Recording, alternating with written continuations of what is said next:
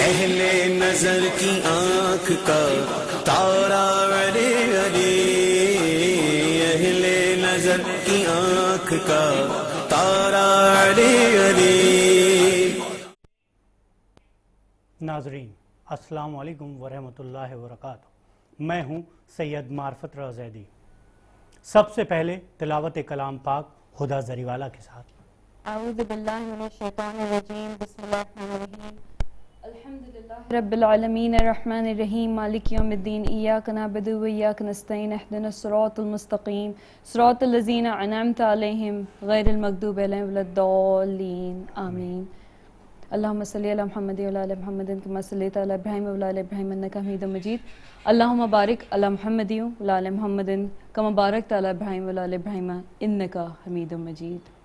شاہ مرداں شیر یزداں قوت پروردگار، لا فتح الا علی لا سیف الا ذوالفقار۔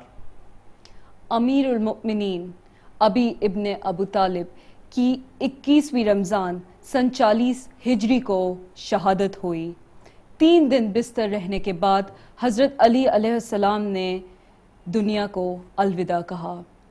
اس عدالت میں انہوں نے الوداع کہا جس کا کوئی ثانی نہیں ہے اور نہ ہوگا اور نہ کبھی آئے گا۔ تاریخ کے پنے ان کے خوبصورت نام سے سجے ہوئے ہیں۔ ان سے محبت رکھنے والے ایک شخص کا کہنا ہے کہ اس نے ایک ریسرچ کی تو پتہ چلا کہ انٹرنیٹ پر حضرت علی کا نام پیغمبر اسلام کے نام کے بعد سب سے زیادہ مشہور ہے۔ وہی اس طرح سے کہ دنیا تمام سائٹوں پر حضرت علی علیہ السلام کے بارے میں بہت زیادہ فضیلت موجود ہے۔ گوگل سرچ انجن پر 65,60,000 انگریزی سائٹوں پر حضرت علی کا نام موجود ہے۔ گوگل کی فرانسیسی زبان میں 78,10,000 سائٹوں پر حضرت علی کے بارے میں مضمون موجود ہیں۔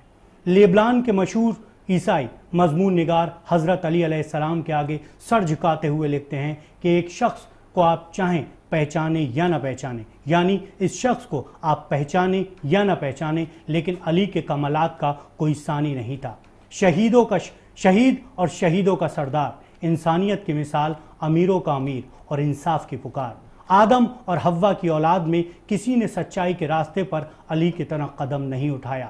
اسلام علی کے دل کی گہرائیوں سے ایسے نکلا تھا جیسے پانی کی دھارا اپنے سوتے سے ابل کر باہر آتی ہے۔ یہ علی ہے، صرف علی ہے، اور آج اسی علی کی شہادت ہے۔ علی علی دم دم علی علی، علی علی ہر دم علی علی، علی علی دم دم علی علی، علی علی ہر دم علی علی۔ اہل نظر کی آنکھ کا تارا علی علی، اہل نظر کی آنکھ کا تارا علی علی۔ علی کی زبان ہو یا علی کی تلوار، جب چلی انصاف کے لیے چلی۔ جو کیا وہ عبادت الہی کے لیے کیا، جو کیا وہ خوشنودی پروردگار کے لیے کیا۔ جب کسی پر کوئی وقت پڑا تو در علی سے اس کو سہارا ملا۔ اس در سے کوئی ساحل کبھی خالی نہیں گیا۔ یہی وجہ تھی ہر مشکل میں انسان یا علی مدد کہتا نظر آتا ہے۔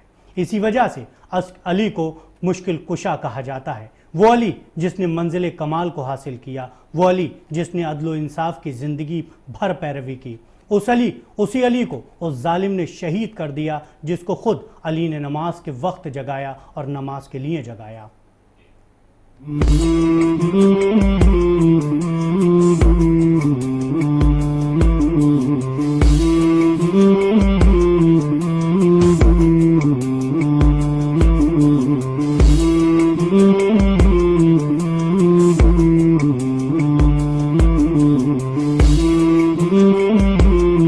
ولادت خدا کے گھر میں، شہادت خدا کے گھر میں۔ ولادت 13 رجب سن 30 عام الفیل، شہادت 21 رمضان سن 40 ہجری، دور حیات 63 سال۔ حضرت علی علیہ السلام کی ولادت 13 رجب 30 عام الفیل کو بروز جمعہ خانہ کعبہ کے اندر ہوئی۔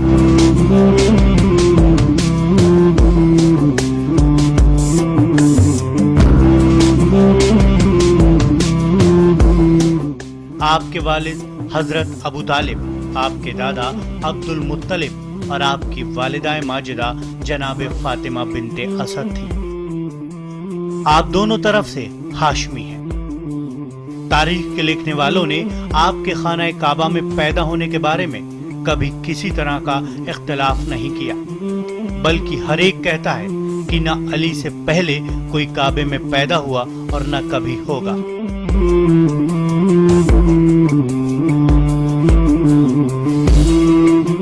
آپ کی کنیت اور القاب بے شمار ہیں۔ کنیت میں ابو الحسن، ابو تراب، ابو الحسنین، ابو السبتین اور ابو رسول اللہ صلی اللہ علیہ وسلم ہیں، جبکہ آپ کے القاب امیر المومنین، المرتضی، اسد اللہ، ید اللہ، حیدر کرار، نقش رسول صلی اللہ علیہ وسلم، ساقی کوثر، خلیف الرسول صلی اللہ علیہ وسلم، سید الاوصیاء، امام المتقین، سیف اللہ، ہادی مشہور ہیں۔ جب پیغمبر حضرت محمد صلی اللہ علیہ وسلم نے اسلام کا پیغام دیا تو قبول کرنے والے حضرت علی علیہ السلام پہلی شخصیت تھے۔ حضرت علی ابن ابو طالب علیہ السلام پیغمبر محمد صلی اللہ علیہ وسلم کے چچا زاد بھائی اور داماد تھے۔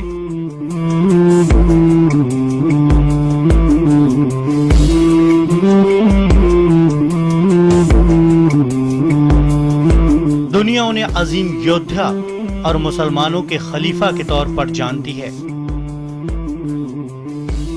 اسلام کے کچھ فرقے انہیں اپنا امام تو کچھ انہیں ولی کے طور پر تسلیم کرتے ہیں، لیکن یہ بہت کم لوگ جانتے ہیں کہ حضرت علی ایک عظیم سائنسداں بھی تھے اور ایک طریقے سے انہیں پہلا مسلم سائنسداں کہا جا سکتا ہے۔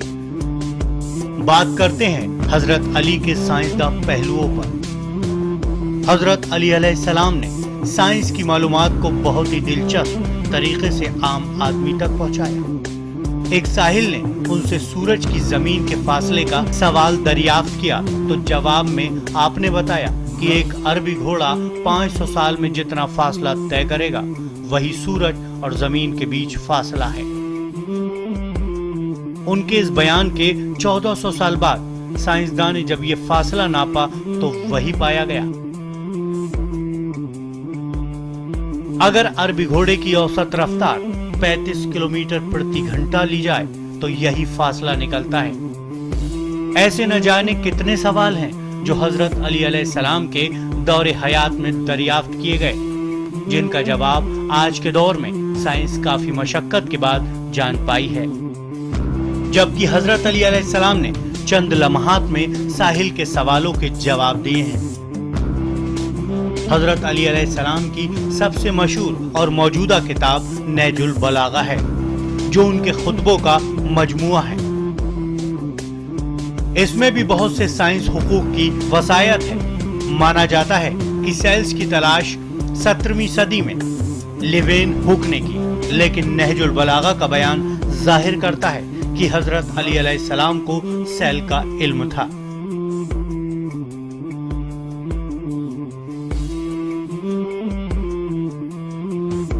نہج البلاغہ کے مطابق جسم کے ہر حصے میں بہت سے اعضاء ہوتے ہیں جن کی تحقیق منصب اور مفید ہے۔ سبھی کو ضرورتیں پوری کرنے والے جسم دیے گئے ہیں، سبھی کو کام سونپے گئے ہیں اور ان کو ایک چھوٹی سی عمر دی گئی ہے۔ یہ اعضاء پیدا ہوتے ہیں اور اپنی عمر تمام کرنے کے بعد مر جاتے ہیں۔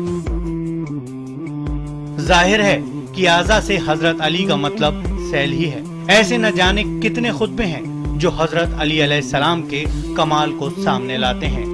خدا زریوالا کے ساتھ معرفت رضیدی، چینل 1 نیوز۔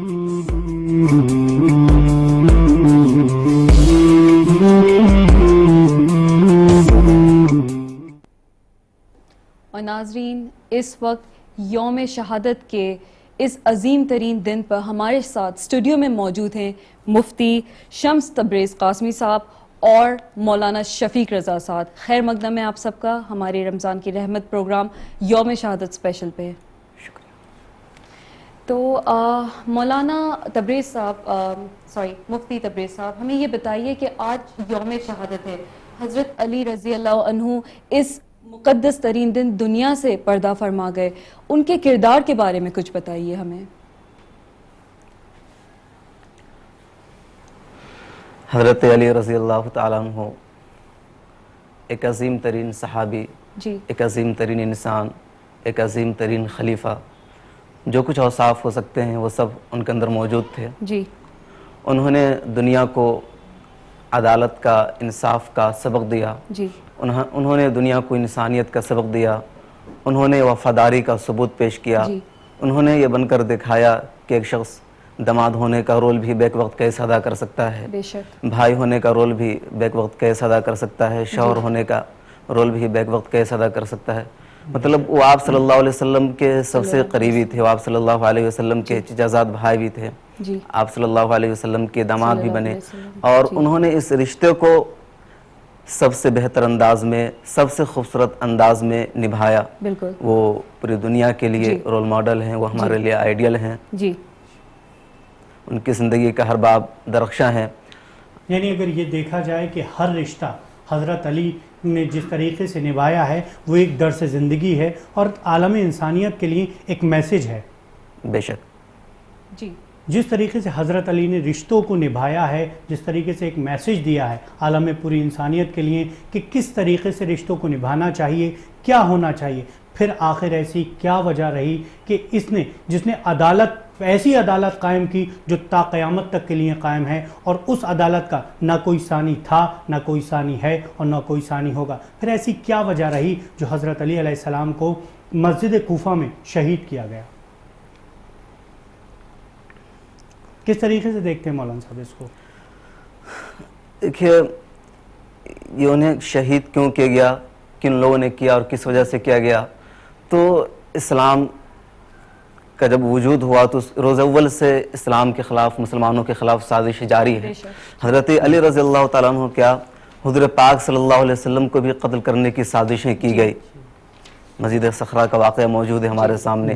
حضرت ابوبکر رضی اللہ تعالیٰ عنہ کے خلاف سازش کی گئی، جو خود اسلام کے دوسرے سب سے بڑے خلیفہ ہیں، حضرت عمر فاروق رضی اللہ تعالیٰ عنہ، جن کے بارے میں آپ صلی اللہ علیہ وسلم کا فرمان ہے، لو کان نبیا بعدی لکان عمر، کہ اگر میرے بعد کوئی نبی ہوتا تو حضرت عمر ہوتے۔ انہیں خود مسجد نبوی میں نماز کے دوران قتل کر دیا گیا۔ تو یقینی طور پر جب لوگ اچھے کام کرتے ہیں، اور خود حضرت علی رضی اللہ تعالیٰ عنہ کے دور میں اسلام بلندی کی طرف جا رہا تھا، جنگیں لڑی جا رہی تھی، مسلمانوں کی فتح ہو رہی تھی، تو ایسے میں خود اسلام دشمن لوگ بھی پیدا ہو گئے جنہوں نے انہیں قتل کرنے جیسی شرمناک حرکت انجام دی۔ حضرت عمر فاروق رضی اللہ تعالیٰ عنہ کے ساتھ بھی یہی ہوا۔ حضرت عثمان غنی رضی اللہ تعالیٰ عنہ جو تیسرے خلیفہ ہیں، انہیں بھی قتل کیا گیا۔ اس کے بعد حضرت، یعنی اگر یوں دیکھا جائے جو خلیفہ راشدین رہے ہیں ان کے ساتھ ایک سازش روز اول سے جاری رہی اور یہاں تک رہی کہ اسلام کو برباد کر دو، کوششیں یہ رہی، نعوذ باللہ وہ کامیاب نہیں ہو سکے، تب بھی وہ تھا، اور آج اگر وہ دہشت گردی ہے وہ آج اسی کا نمونہ ہے کیا؟ جی ہاں، مطلب تو دہشت گردی، فتنہ فساد تو روز اول سے جاری ہے۔ آج جو کچھ ہے شکلیں بدلتی رہی ہے، طریقہ کار بدلتے رہے ہیں۔ دہشت گردی اس وقت بھی ممنوع تھی، اس وقت بھی اس دہشت گردی کے اسلام سے کوئی رشتہ اور کوئی تعلق نہیں تھا، آج بھی اسلام کا دہشت گردی سے کوئی رشتہ اور کوئی تعلق نہیں ہے، اور کبھی رہے گا نہیں، اور نہ کبھی رہے گا۔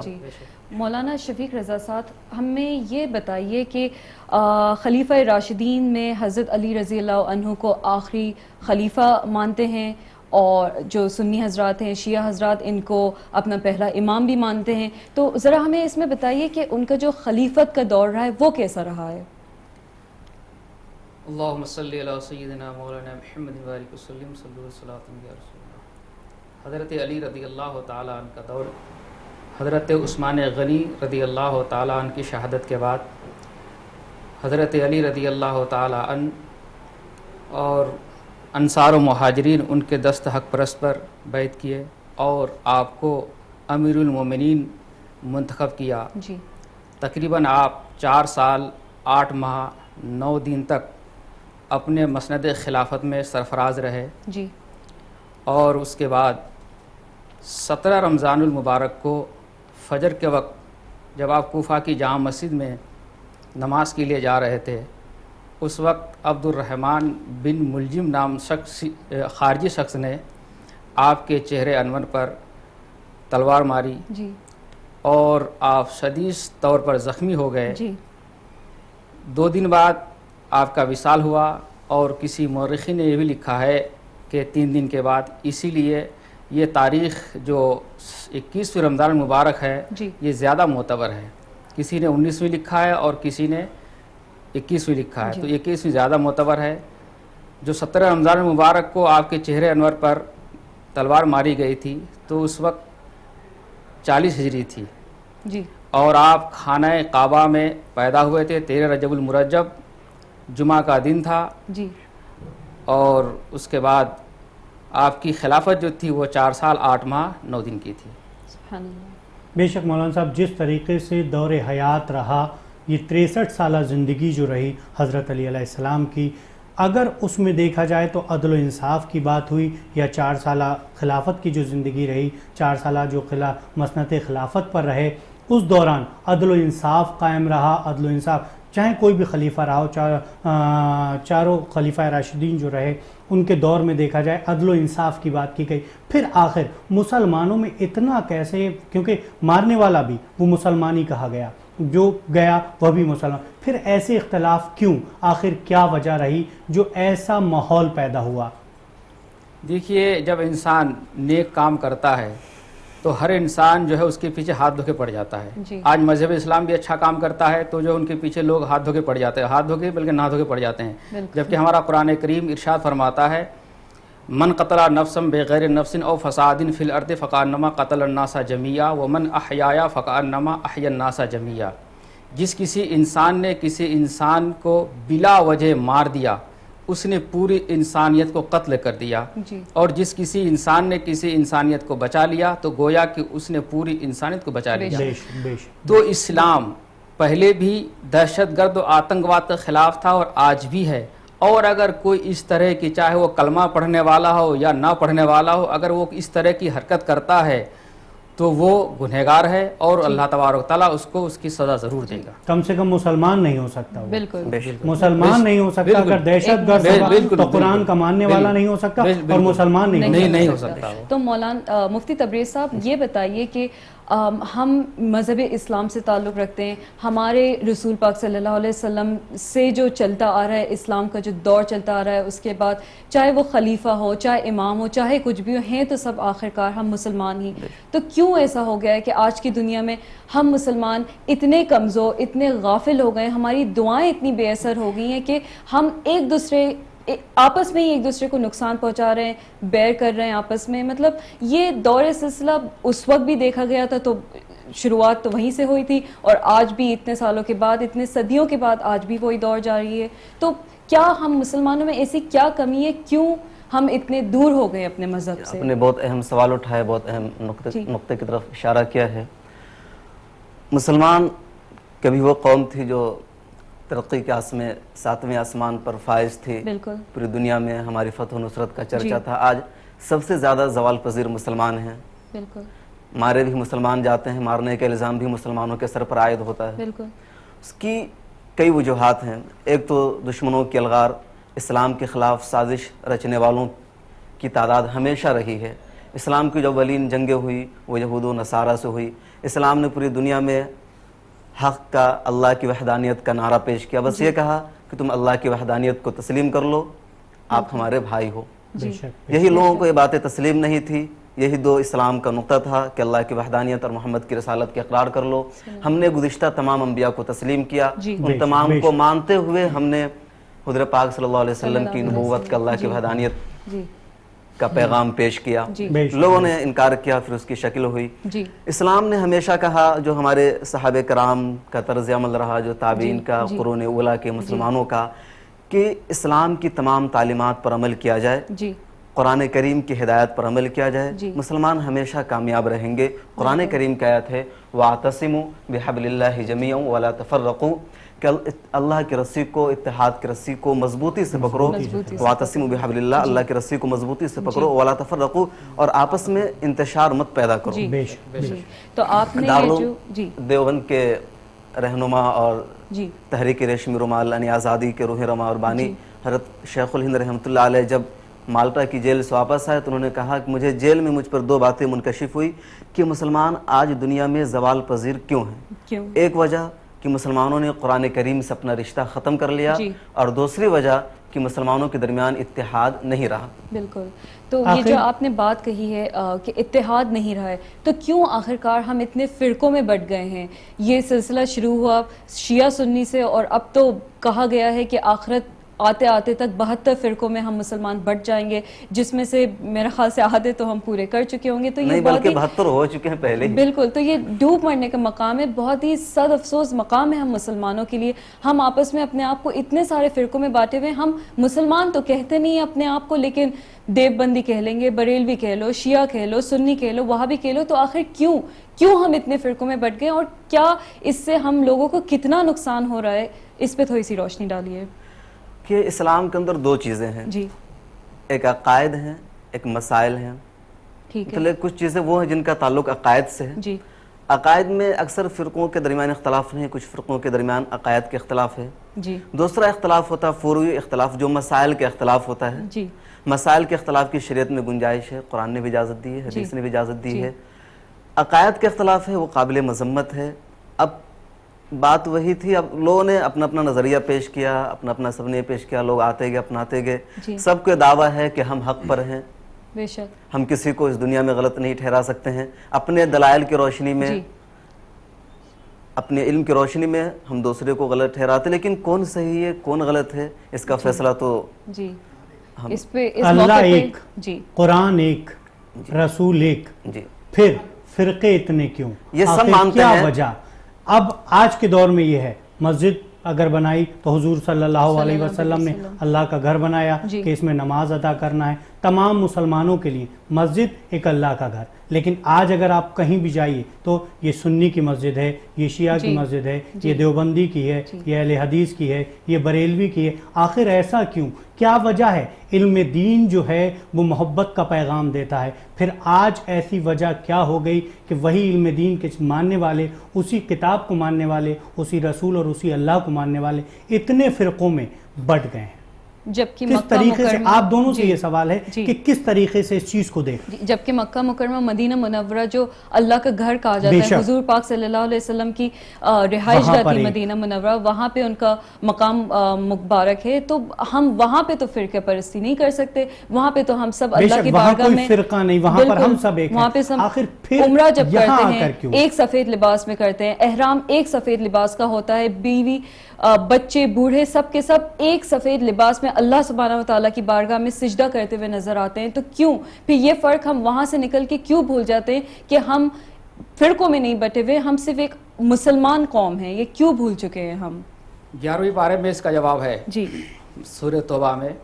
حضور پاک صلی اللہ تعالیٰ علیہ صلی اللہ وسلم علیہ کے وسلم. زمانے میں کچھ لوگوں نے مسجد تعمیر کرائی، اور تعمیر کرانے کے بعد آپ کو دعوت دینے کے لیے آئے کہ یا رسول اللہ صلی اللہ علیہ وسلم آپ اس میں چلیے، نماز پڑھیے تاکہ برکت ہو جائے. جی اس مسجد کا نام مسجد درارہ ہے.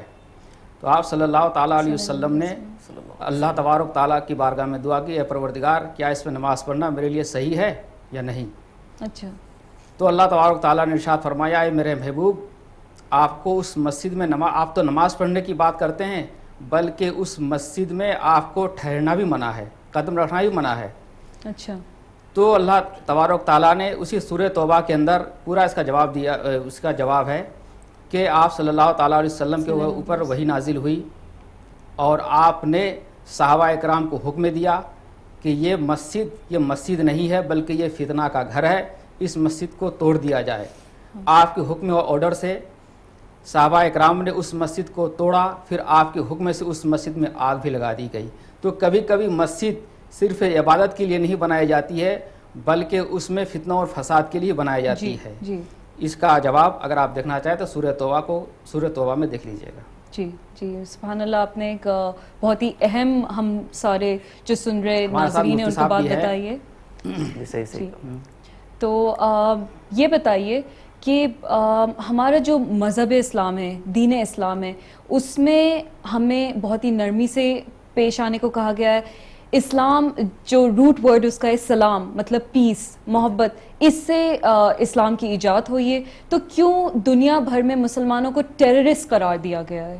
مطلب جہاں چاہے وہ IS ہو، چاہے بوکو حرام، چاہے آپ فلاں کوئی بھی مطلب آپ اٹھا کے دیکھ لیں، ڈائریکٹ ٹارگٹ مسلمان بنے جاتے ہیں. کہیں پہ کچھ بم دھماکہ ہوا مسلمانوں کو، مطلب بائی ڈیفالٹ مسلمانوں کو ہم اس چیز پہ اس کا غلط ٹھہرا دیتے ہیں. یہ کیوں ہو رہا ہے اور اس کو کس طرح سے روک سکتے ہیں؟ کیا مطلب اس کے لیے کیا کر سکتے ہیں؟ یہ دیکھیے، پہلے تو یہ نظریہ ہی واضح نہیں ہو سکا کہ دہشت گردی کی تعریف کیا ہے.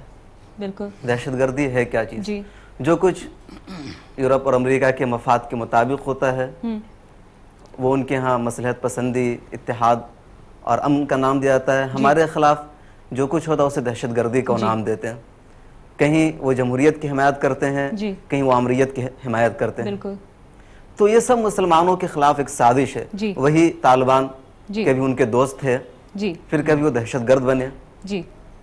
ISI کو جو معاملہ ہے، 40 ممالک کی فوجیں ان کے خلاف جنگ کر رہی ہیں، ان کو مٹانے کے در پہ ہیں. آج تک ان کا کچھ بال بیکا نہیں ہو سکا، بلکہ وہ مزید ترقی کر رہے ہیں، بڑھ رہے ہیں. اور وہی لیبیا میں ناٹو کی چند ممالک کی فوج نے مل کر کے معمر قذافی کا خاتمہ کر دیا.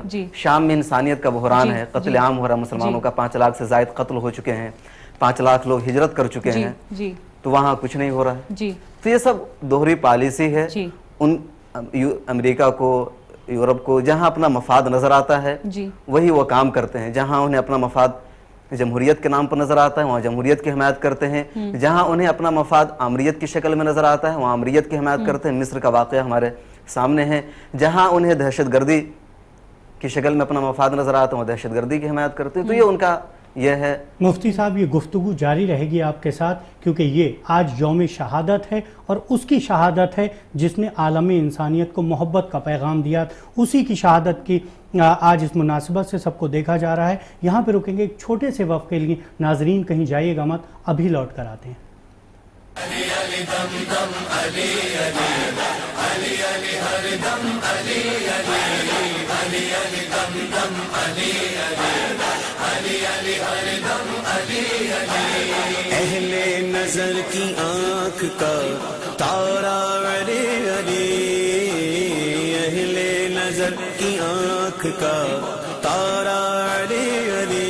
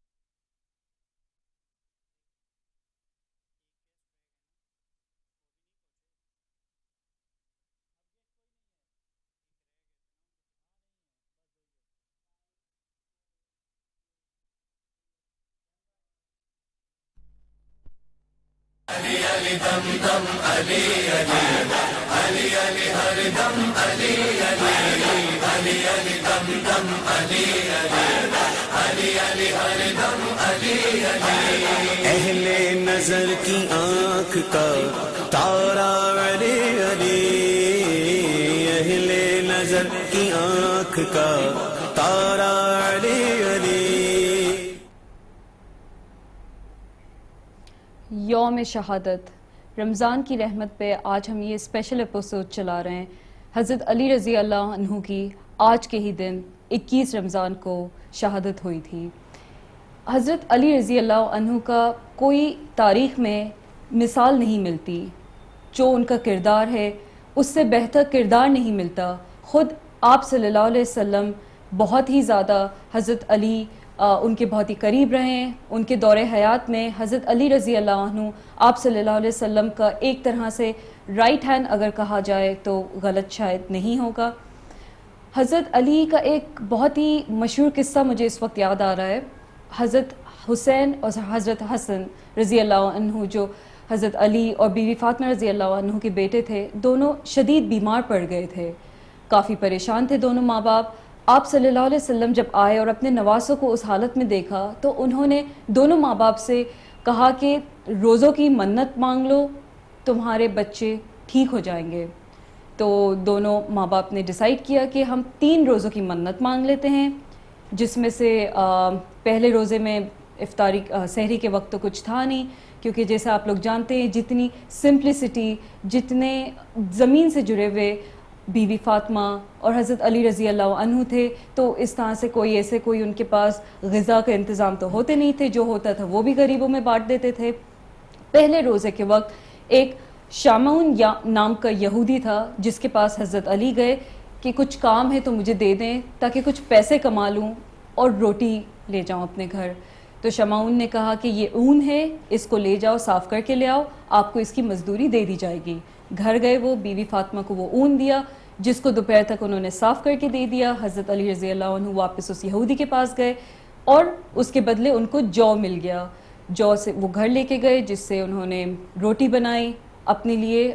بیوی فاطمہ رضی اللہ عنہ دونوں نے 2 روٹی بنائی. افطار کے وقت جب وہ لوگ بیٹھے دسترخوان پر تو باہر سے ایک آواز آتی ہے.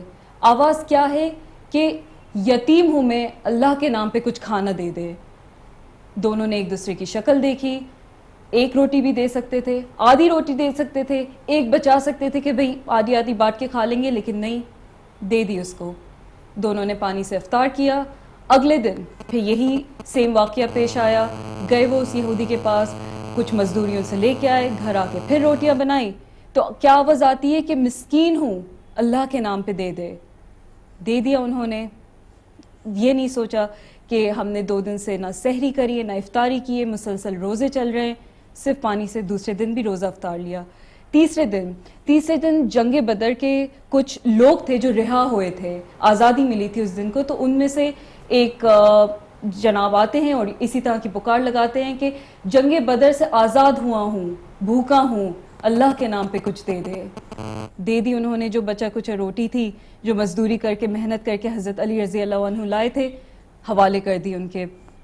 تیسرے دن بیوی فاطمہ رضی اللہ عنہ فاقے کی حالت سے بہت شدید بیمار پڑ گئیں. آپ صلی اللہ علیہ وسلم جب ان کے پاس تشریف لائے تو ان کے سینے پہ سر رکھ کے رونے لگیں اور بہت زیادہ اس تکلیف کے مقام میں، اس مقام کو دیکھ کر آسمان ہل گیا. خود جبریل علیہ السلام قرآن پاک لے کے نازل ہو گئے اور اللہ تعالیٰ نے اسی وقت ایک آیت نازل کی. مولانا صاحب میں اگر آیت اس پہ تھوڑی سی آپ میری مدد کر دیجئے گا کہ وَأُتِيٌ عَطَاءٌ الْحَبِيبِ مِسْكِينًا الْحُبِّهِ مِسْكِينًا وَيَتِيمًا وَيَسِيرًا وَإِنَّهُمْ. پوری آیات ہے، غالباً آپ بہتر بتا سکیں گے. تو اس کے بعد مطلب پیٹ بھرنا تو جانور بھی کر سکتا ہے، پیٹ بھر کے کھانا تو ہر کوئی کر سکتا ہے، لیکن صرف ان کے کردار میں تھا کہ کچھ نہیں ہونے کے باوجود اتنی زیادہ جو ان کا قربانی کا جذبہ تھا، جو غریب ہو، یتیم ہو. خدا اس در سے کبھی کوئی خالی نہیں گیا، تبھی مشکل کشا کہا گیا. مفتی صاحب، جس طریقے سے آپ نے یہ واقعہ بیان کیا، ہدا جی نے کس طریقے سے روزوں کو دیکھتے تھے، کس طریقے سے افطار کا وہ رہتا تھا. یہ کہا جاتا ہے کہ حضرت علی علیہ السلام صرف افطار جو تھے وہ نمک سے کرتے تھے. ذرا ان کی جو یہ حیات رہی اور روزوں کے دوران جس طریقے سے رمضان گزرا، اس پہ تھوڑی روشنی. مفتی صاحب، مفتی تبریز.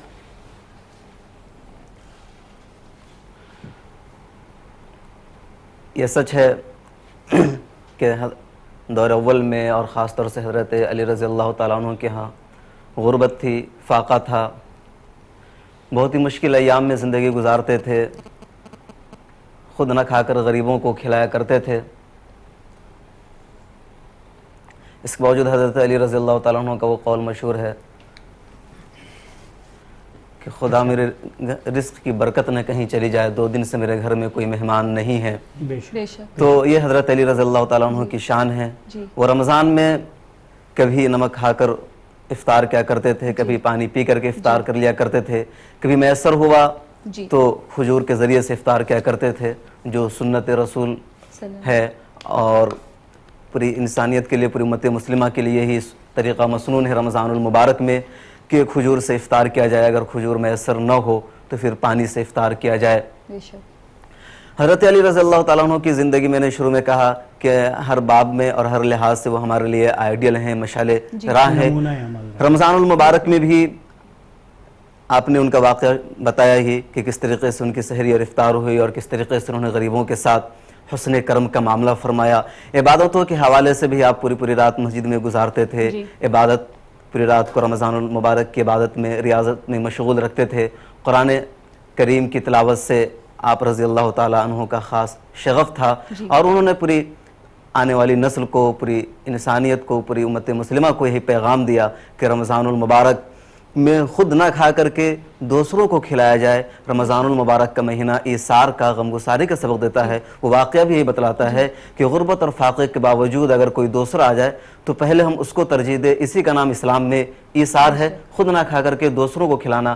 حضرت علی رضی اللہ تعالیٰ عنہ کے اس واقعے سے یہی ثابت ہوتا ہے کہ خود نہ کھا کر دوسروں کو کھلایا جائے، خود کوئی چیز لینے کے بجائے پہلے دوسروں کو ترجیح دی جائے، اور جب دوسروں کو ترجیح دی جائے گی تو اللہ تعالیٰ خود ان کے لیے بھی اسباب مہیا کریں گے۔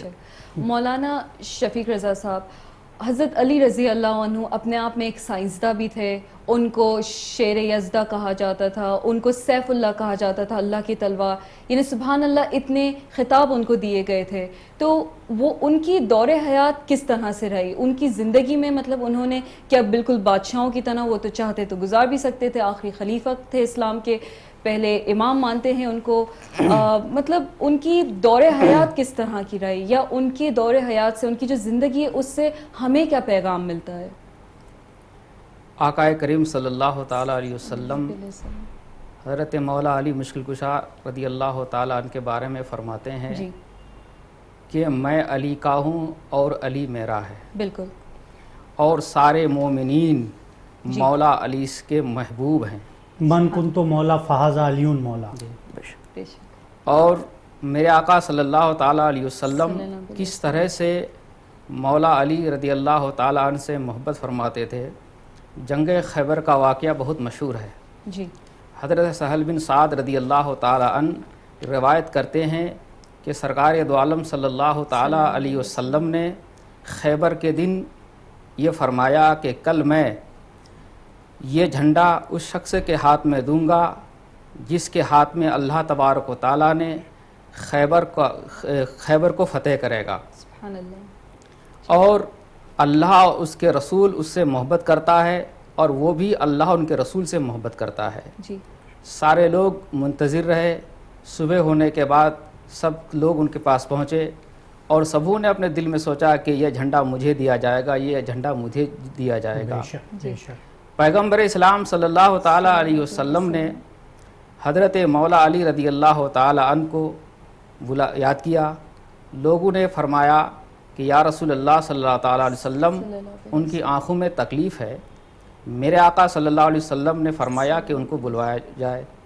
حضرت مولا علی رضی اللہ تعالیٰ عنہ وہاں تشریف لائے، اور آپ نے اپنا لعاب دہن حضرت مولا علی کے آنکھوں میں ڈالا۔ حضرت مولا علی کی آنکھوں کی درد غائب ہو گئی۔ مولا فرماتے ہیں کہ اس طرح سے درد ختم ہوا جیسا کہ پہلے اس میں درد تھا ہی نہیں۔ تو حضور صلی اللہ تعالیٰ علیہ وسلم نے جب ان کے ہاتھ میں جھنڈا دیا تو حضرت علی رضی اللہ تعالیٰ عنہ خیبر کو فتح کیا۔ جب آپ کا ڈھال ٹوٹ کر گر چکا تھا تو آپ نے خیبر کے ایک کیوار کو اٹھا کر ڈھال بنایا تھا، اور ڈھال بنانے کے بعد دشمنوں کو الکار کرتے رہے۔ پھر جب حضرت علی رضی اللہ تعالیٰ عنہ کی یعنی میں خیبر کے اس کیوار کو تقریباً 40 لوگوں نے اٹھانے کی کوشش کی تب بھی نہ اٹھا سکے، تو اس سے یہ پتہ چلتا ہے کہ جب میرے مولا خیبر کو فتح کرنے کے لیے گئے تھے تو کیا یہ انسانی طاقت تھی؟ نہیں، بلکہ یہ انسانی طاقت نہیں تھی، بلکہ خدا کی طرف سے یہ روحانی طاقت میرے مولا کے اندر تھی جنہوں نے خیبر کو فتح کیا تھا۔ اس سے یہ معلوم ہوتا ہے کہ میرے آقا صلی اللہ تعالیٰ علیہ وسلم حضرت علی رضی اللہ تعالیٰ عنہ مشکل کشا سے بے پناہ محبت فرماتے تھے۔ اسی لیے شاید کہا گیا تھا کہ انا مدینۃ العلم و علی بابھا۔ جی جی تبریز صاحب کس طریقے سے اس حدیث کو دیکھتے ہیں آپ حضور صلی اللہ علیہ وسلم؟ آپ صلی اللہ علیہ وسلم کی حدیث ہے انا مدینۃ العلم و علی بابھا۔ بابو اس حدیث کی مختلف لوگوں نے مختلف تشریح کی ہے اپنے اپنے نظریے کے اعتبار سے، اپنے مسلک کے اعتبار سے، اور برائے ایک اختلافی موضوع ہے۔ جو سیدھا سا اور ایک معتدل مطلب میں سمجھتا ہوں وہ یہ کہ آپ صلی اللہ علیہ وسلم نے اس حدیث کے ذریعے سے حضرت علی رضی اللہ تعالیٰ عنہ سے اپنی قربت کو بیان کی ہے کہ ہمیں علی رضی اللہ تعالیٰ عنہ سے بے پناہ قربت ہے، بے پناہ محبت ہے۔ اس طریقے سے دیکھا گیا، یعنی انا مدینۃ العلم و علی بابھا، میں شہر علم ہوں اور علی اس کا دروازہ ہے۔ یعنی اگر شہر میں اتنی، شہر تو بہت بڑا اور بہت وہ ہوتا ہے کہ صرف اتنا علم ہو تو دروازہ اتنا ہی خوبصورت اس طریقے سے ہو، تو جب دونوں میں یہ مناسبت تھی کہ ایک شہر ہے تو ایک اس کا دروازہ ہے، پھر جس طریقے سے نمونہ عمل ہے دنیا کے لیے، ایک میسیج ہے دیا گیا ہے حضرت علی علیہ السلام کی طرف سے کہ محبت قائم کرو، ایک ساتھ رہو، ایک عدالت قائم کرو، ایک ساتھ رہو، یعنی ہر طریقے کا اگر میسیج دے جائے تو عالم انسانیت کے لیے پیغام ہے کہ جہاں بھی رہو محبت قائم کر کے رہو۔ اسے کس طریقے سے دیکھتے رہیں، کس طریقے سے اس کو وہ کیا جائے؟ محبت کا پیغام تو شروع سے دیا گیا، قرآن کریم نے محبت پہ زور دیا، انصاف پہ زور دیا، امن پسندی پہ زور دیا۔ اسلام کی شروع سے تاریخ رہی وہ امن کی تاریخ رہی۔ اب دیکھیے مکہ کی تاریخ، مدینہ کی تاریخ، اسلام نے جنگ کی شروعات اس وقت کی جب کفار مکہ ہنستے تجاوز کر گئے اور انہوں نے مجبور کر دیا، اس کے باوجود جنگ کا حکم ہوا۔ اس کے باوجود اسلام یعنی اس وقت جنگیں شروع ہوئی جب اسلام کے مسلمانوں کے پاس کوئی طاقت نہیں تھی، کوئی قوت نہیں تھی، کوئی ہتھیار نہیں تھا۔ بدر، جنگ بدر جو اسلام کی سب سے پہلی جنگ ہے، اس میں مسلمان صرف 313 تھے، ان کے پاس کوئی ہتھیار نہیں، کوئی تلوار نہیں، کچھ نہیں۔ تو مجبوری، اور یعنی جب انہوں نے جینا دو بھر کر دیا تو بے بسی اور مجبوری کے عالم میں جنگ اختیار کی گئی، ورنہ اسلام نے ہمیشہ امن پسندی کی تعلیم دی ہے، امن اور سلامتی کی تعلیم دی ہے۔ جہاں بھی فوجیں گئی، جنگیں گئی تو انہوں نے یہی کہا، دو تین چیزیں ہوا کرتی تھی کہ خدا آپ مسلمان بن جاؤ، اللہ کی وحدانیت اور رسول پاک صلی اللہ علیہ وسلم کی رسالت کے اقرار کر لو، آپ ہمارے بھائی ہو۔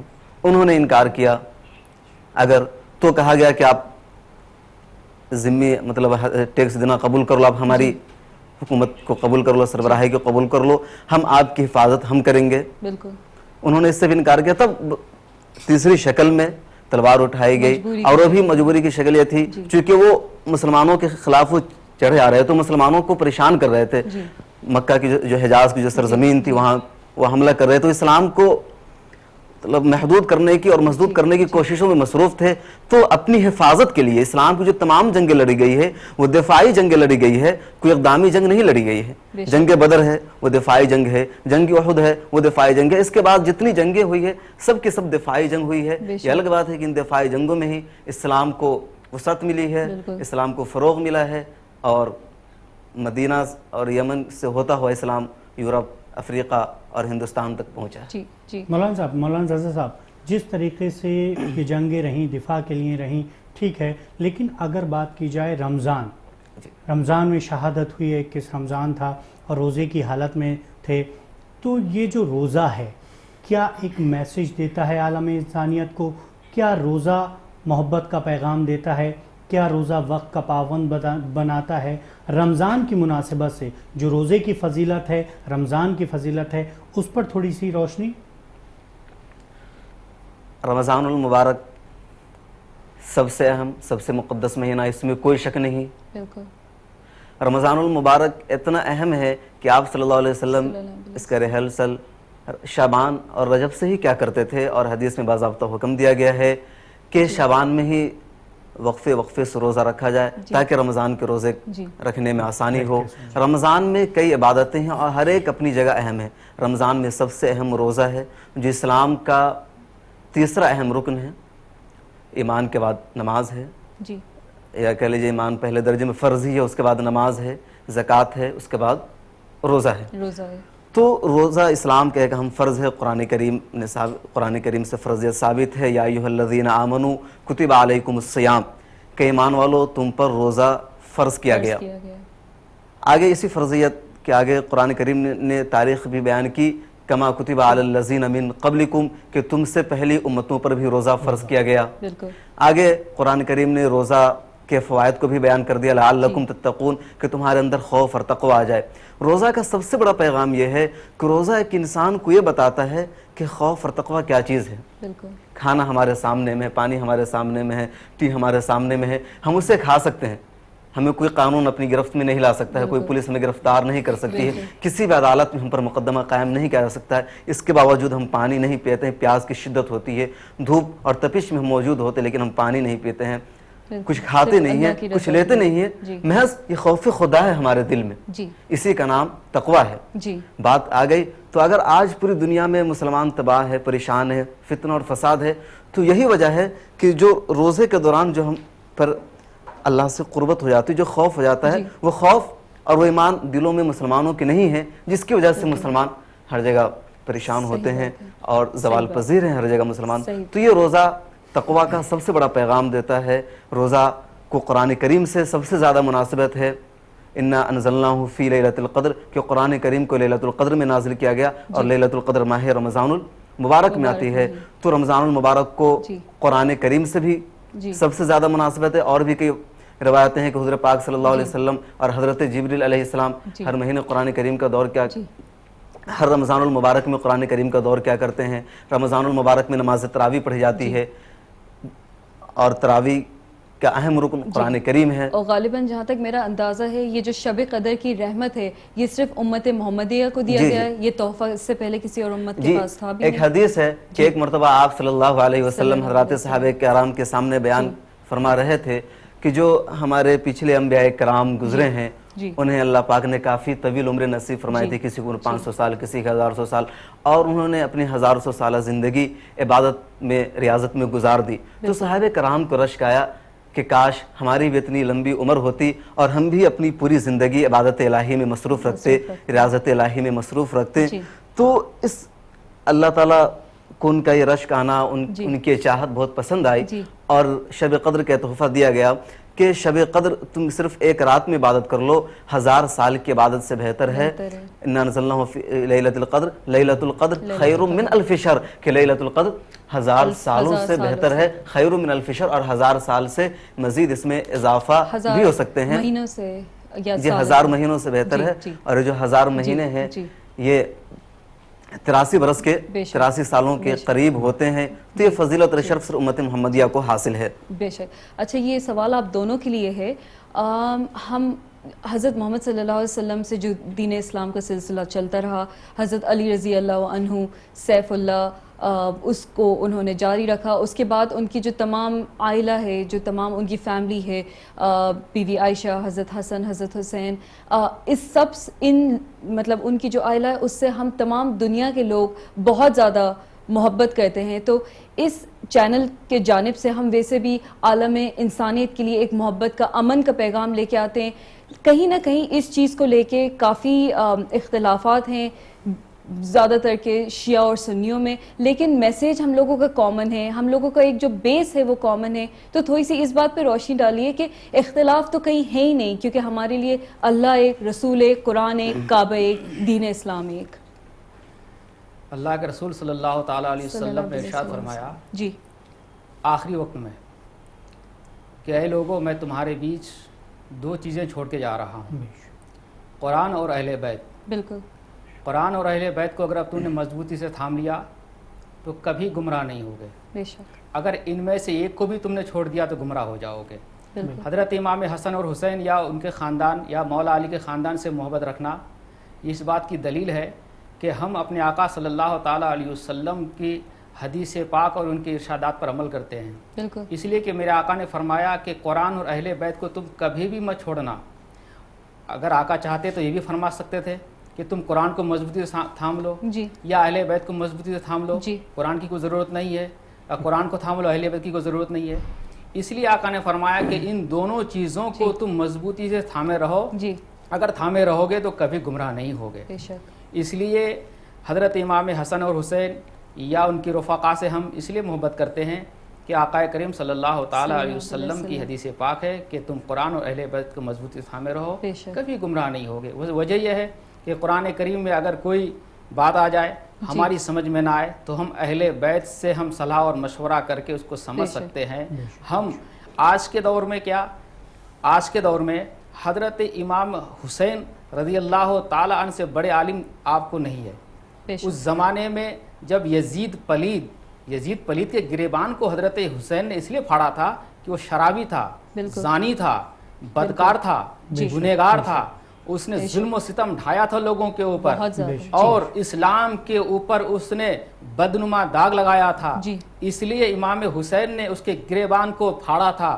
اگر اس وقت امام حسین اس شرابی اور زانی کے گریبان کو نہ پھاڑا ہوتا اور تو آج ہر انسان ہر ظالم یہی کہتا، شراب پیتا، اور اگر کوئی عالم یا علماء ان کو ٹوکتے تو وہ بے روک یہی کہتے کہ تم جب میدان کربلا میں یزید کو امام حسین نے شراب پینے سے نہیں روکا تو تم کون ہوتے ہو مجھے شراب پینے سے روکنے والے.